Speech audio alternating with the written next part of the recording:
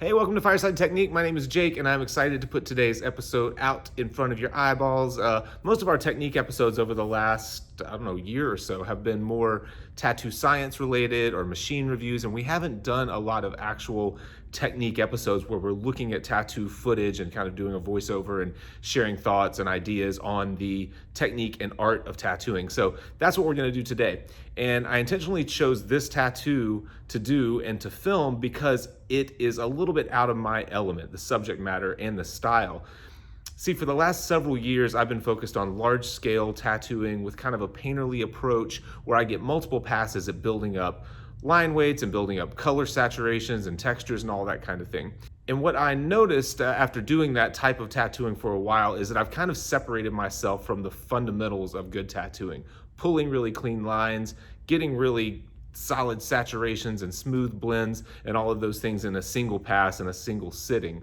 And I found whenever I was going to conventions and doing one-shot tattoos that I was struggling just to finish tattoos in a single sitting. So in an effort to get myself back on track, I thought I would take on this Polynesian inspired piece. It's a turtle. And as I'm sure you know, a Polynesian style tattoo or any type of black work, graphic style tattoo like that really depends on super solid color blends and great saturation and really clean lines and sharp edges and all that type of thing. So that's what I'm going to try to do for you guys over the next few episodes. Real quickly before we get started though, I do want to thank my friends at Tattoo SEO for sponsoring today's episode. They are the best. If you're trying to do Polynesian style tattoos or blackwork tattoos, they can put your work in front of the people who want your type of work. So if that's what you're focused on, you want to build a clientele based on blackwork, you want to do more portrait work, you want to do black and gray realism, they will help you find the clientele that's looking for that type of work and help you to specialize and hone your skills in that style. Go to tattooseo.com to check out everything that they offer. You can get 50% off of your first month if you are a Fireside listener, watcher, subscriber, viewer. Anyways, I hope you enjoy the episode. So I took on this tattoo because I felt like I was struggling with some of my fundamentals only because I hadn't really been practicing all that hard. I tend to take a really painterly and general to specific type approach to my tattoos, which is fine. There's nothing wrong with it, except for when you're trying to do a very straightforward, efficient tattoo with clean lines and clean black and gray and smooth color. If you're not doing that all the time, you'll find that it's a struggle and that it's taking you longer than you think you should, or longer than you think it should take. And so this guy Thomas came to me wanting a Polynesian turtle, and I thought, man, I should try to do some Polynesian style tattoos or tribal tattoos or lettering tattoos or something just to get myself back in the groove of putting in super clean lines and super solid fills and making sure that all my fills are butting up to my lines and all that kind of stuff. And that's why I wanted to put this video out there, because in today's world of tattooing, we all tend to identify with the things that we're into, the things we want to do, and sometimes those things don't have a lot to do with the fundamentals of making really clean and solid tattoos. And even if you're not trying to do this type of tattoo, it's important to know how to do this type of tattoo. So let's just settle in and we'll watch this tattoo unfold together, and I'll kind of share my thoughts as we go. It's very important in my mind to forget about the stencil, because there's a lot happening in the stencil, and think about where I'm starting and where I want to finish. And what I want to do, outside of looking at the purple line that I'm trying to trace, I want to think about moving from point A to point B. So all I'm thinking with these little lines is A to B, A to B. I don't care that I'm perfectly on top of the stencil. It makes no difference. If I made the stencil, I'll probably make, by made the stencil, if I did a line drawing that I translated into a stencil, chances are that's a mark that I'm comfortable making because I made it just kind of organically the first time around. So if I made it one time, chances are I'll make it a second time. So I'm less concerned about staying on top of the line of the stencil, and I'm more concerned about making a super smooth mark from point A to point B. And and that's what I think of more often than not in all of my lines. Even more important than how clean they are on the first pass, I'm thinking about how smooth my transition from point A to point B is. And you see how in the earlier lines I was starting at the top and pulling my line down, and now I'm starting at the bottom and pulling my line up. That stuff really doesn't matter. Look at the line after you've made the mark and determine if you made a good mark up or a good mark down, if they're equal or if one was better than the other. Sometimes I think just the grain of the skin will help you to decide where your mark should come from.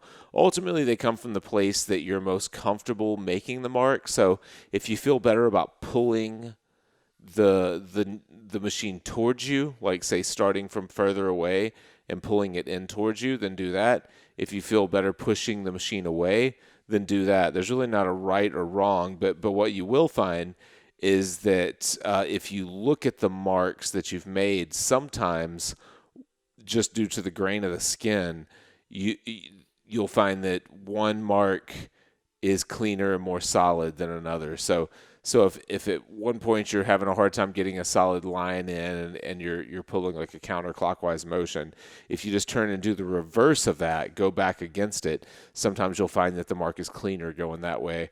And I don't know enough about the science of the skin to tell you why that happens. I just know enough about tattooing to say that it does happen. So at this point, I've got kind of a heavy and messy stencil line.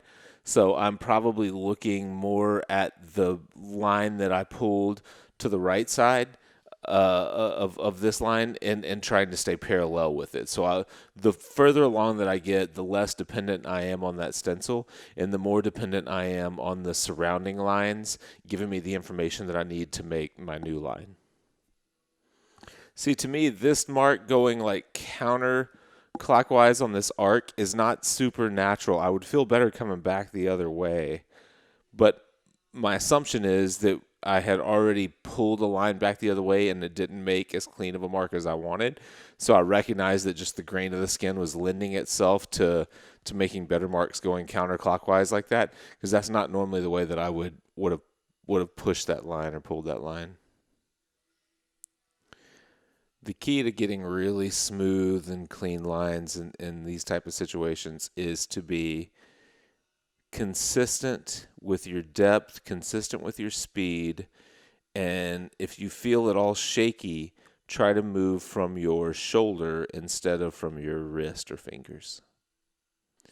Like if I were trying to make a smooth mark, this transition and this arc coming down, and I was having a hard time, my hand was feeling shaky, I would concentrate on my elbow and my shoulder being very stiff and solid and kind of using my body to move the line the way that I want to move it. So I'm working more from my shoulder than I am from my wrist or fingers, if that makes any sense.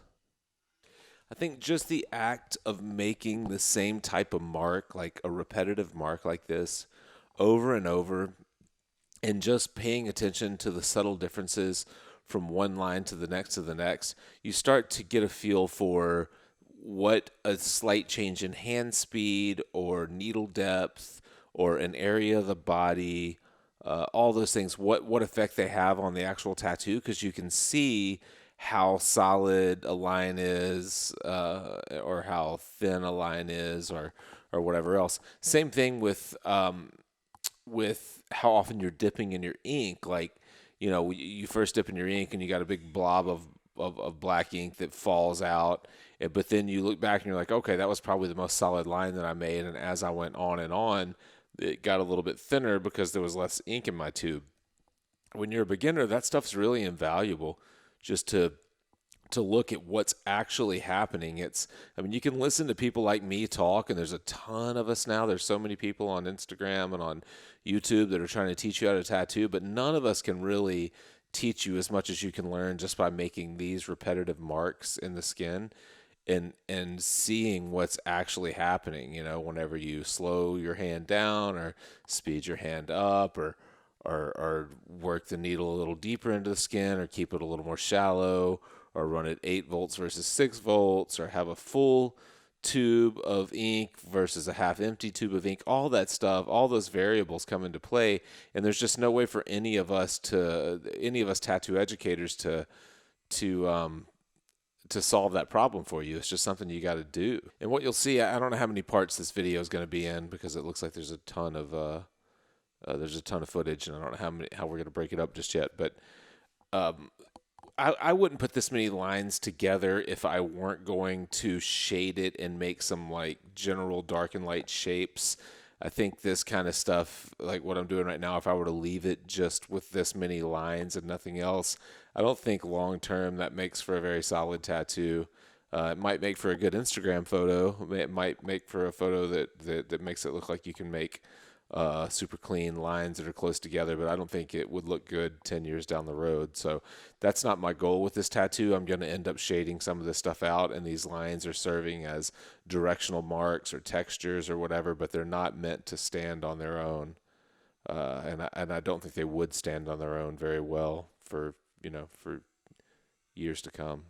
All right, so here it is at the end of the first pass of line work. We're not dependent on the stencil anymore. We've got a permanent stencil in place. Now, we haven't started sculpting lines or anything like that. We haven't started doing any fills or playing with line weights, but this seems like a good place to stop for part one.